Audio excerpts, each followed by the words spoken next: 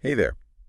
We're looking at some really compelling material today. It's drawn from the book Hercolubus, or Red Planet, by V.M. Rabolú. Yeah, it's quite a text. What's really fascinating, I think, is how Rabolú connects this, almost astronomical prophecy with a very personal, very spiritual challenge. Exactly. He's not just saying, look out, disaster.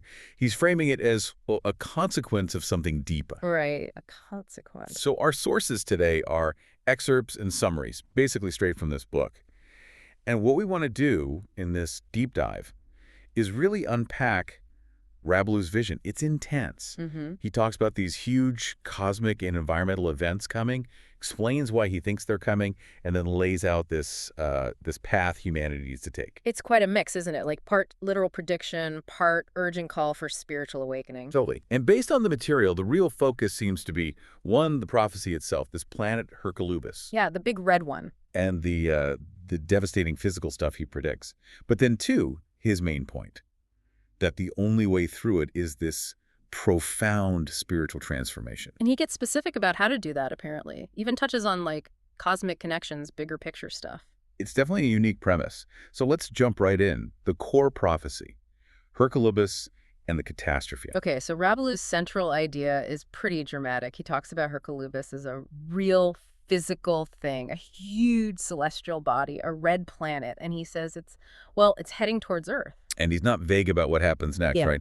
The sources use phrases like cataclysmic consequences. That sounds serious. Oh, absolutely. He gets quite specific about the physical impacts. We're talking massive earthquakes, like off the charts, devastating tsunamis, widespread volcanic eruptions, and just violent, radical climate shifts. So the picture he paints isn't just, a rough time.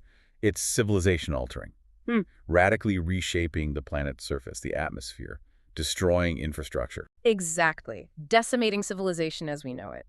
And beyond the physical destruction, he talks about the psychological impact, widespread fear, chaos, immense suffering. But here's the twist, right? Hmm. He argues these disasters aren't just random. They're not arbitrary acts of nature. No, and this is absolutely central to his argument. He asserts these are direct consequences of humanity's long-term moral and spiritual decline. So our collective behavior, our inner state, has somehow thrown the cosmos out of balance.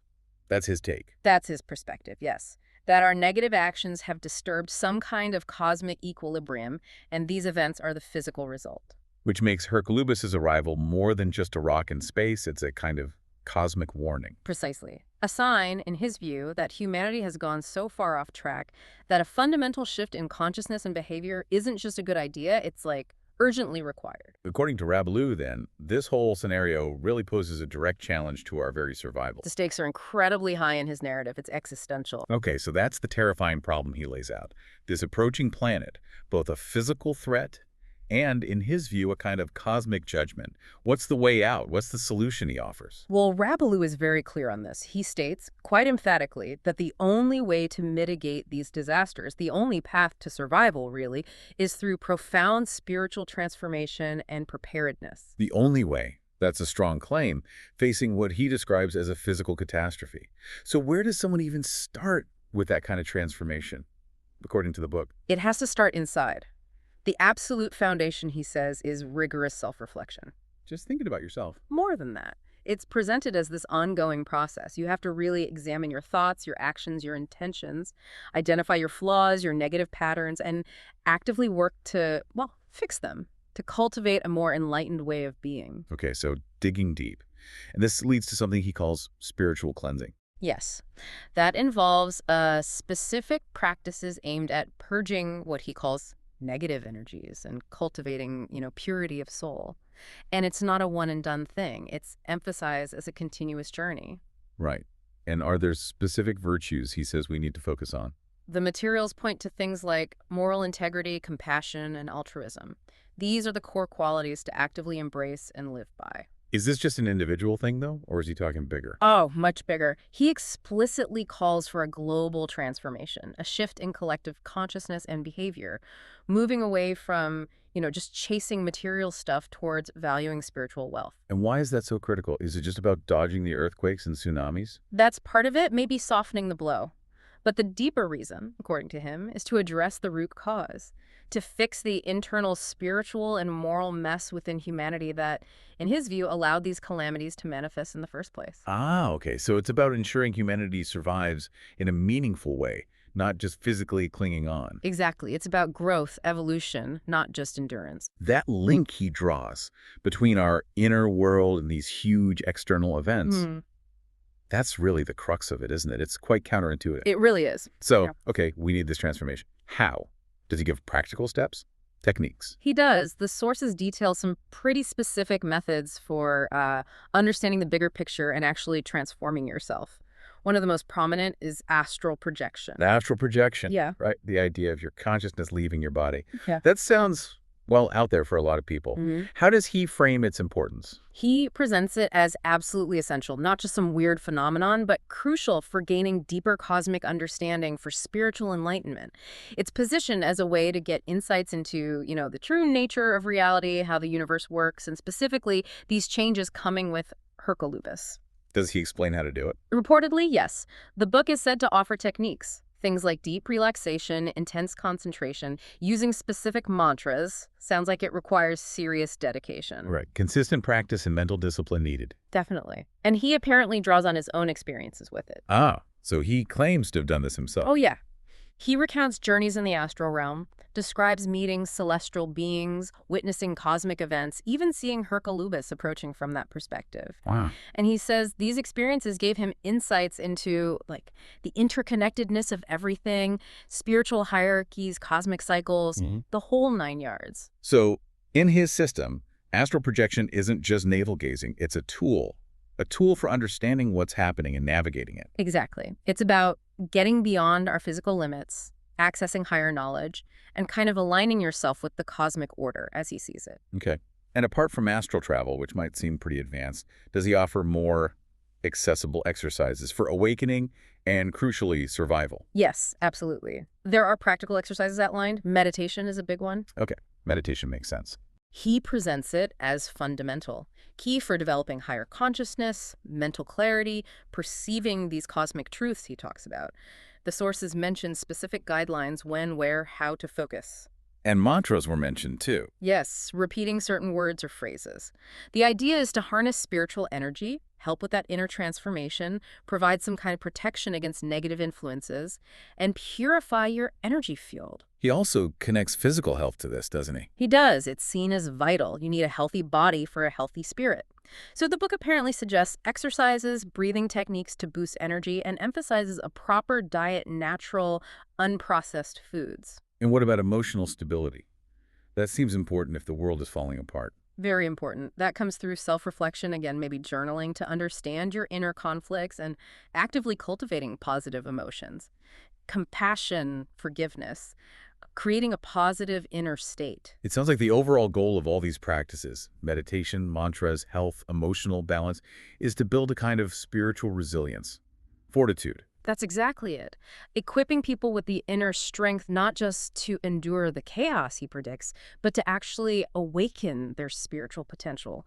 To survive, yes, but maybe even to thrive and evolve through it all. Which brings us to another really intriguing element in the source material, this idea of cosmic help, extraterrestrial involvement. Right. This is another significant claim Rabolú makes, that advanced ET civilizations exist. And they're not just out there, they're actively involved in Earth's future. And he bases this on his own experiences again, through astral projection. That's what's reported, yes. Vivid descriptions of encounters, emphasizing their superior knowledge, advanced tech, but also their spiritual capabilities. And crucially, he claims they're fully aware of humanity's spiritual situation, our decline. So, what are they doing about it, according to him? Are they just watching? No, he says they're trying to help, actively attempting to communicate guidance, warnings, trying to steer us towards enlightenment and away from self-destruction. Is there any talk of them, like, landing ships and giving us tech, Yeah. fixing things for us? The sources mention the possibility of them sharing knowledge or tech to ease suffering. But Rabolú apparently stresses that's not their main focus. Their primary goal is helping humanity elevate its consciousness, its moral fabric. That's the real aid they offer. It paints them almost as, like, benevolent guardians, cosmic stewards. That's very much the impression. It seems intended to offer hope, reassurance that we're not entirely alone in this, and maybe show what humanity could become spiritually and technologically. Okay, so besides potential cosmic help and the deep spiritual work, does Rabolú get down to practical preparedness for these massive planetary changes? Actions, attitudes on the ground. He does. While the spiritual side is paramount, he definitely covers practical preparedness too. A big part is cultivating the right mindset, resilience, adaptability. Like keeping your head when things get crazy. Exactly. Mental fortitude, staying calm, thinking rationally. Practices like meditation and breath control are meant to help with that clarity and emotional stability under pressure. Makes sense. What else? Community solidarity, he stresses how crucial this is. People coming together, sharing resources, supporting each other. Unity and cooperation are presented as absolutely vital for getting through chaos. So relying on each other, not just individual survivalism. Right. And then there's the really practical stuff. Preparing essential supplies, food, water, first aid, developing sustainable living skills like gardening or water purification, basic preparedness. So it's this really comprehensive picture he's painting. Deep spiritual work, maybe accessing higher knowledge, potential cosmic guidance, and practical physical and community readiness. That seems to be the full scope presented in Hercolubus, or Red Planet, based on the sources we have. It's quite a system. Wow. We've really gone deep into this remarkable and pretty intense vision from V.M. Rabolú's book. We've covered his stark prophecy about Hercolubus, this massive cosmic event bringing destruction. Tied directly, in his view, to humanity's spiritual decline. Right. And then this demanding path he lays out for survival, focusing entirely on that inner spiritual transformation, using practices like meditation, even astral projection. And incorporating this idea of help or guidance from advanced extraterrestrial beings. What really stands out, I think, is that core tension. You've got this incredibly grim warning of potential doom. But it's not presented as arbitrary fate. It's framed as a direct reflection of our inner state. Exactly. And tied to that is this, well, demanding but ultimately hopeful vision of redemption and evolution if humanity undertakes this intense spiritual work. It puts the responsibility and the potential squarely back on us. So for you listening, what part of this deep dive really sticks with you? Is it that core, maybe challenging idea that huge external crises could actually be linked to our internal collective spiritual condition? Or maybe it's the emphasis Rabolú places on these specific spiritual practices, meditation, self-reflection, even astral travel, as the literal tools needed to navigate profound uncertainty and potential chaos. It definitely raises a provocative final thought stemming from Rabolú's central premise. If he's right, if an approaching physical calamity is fundamentally a reflection of humanity's collective moral and spiritual state, does that idea, the idea that our inner world could potentially influence external cosmic events on such a grand scale, does that challenge how you think about cause and effect in the universe? Something to mull over.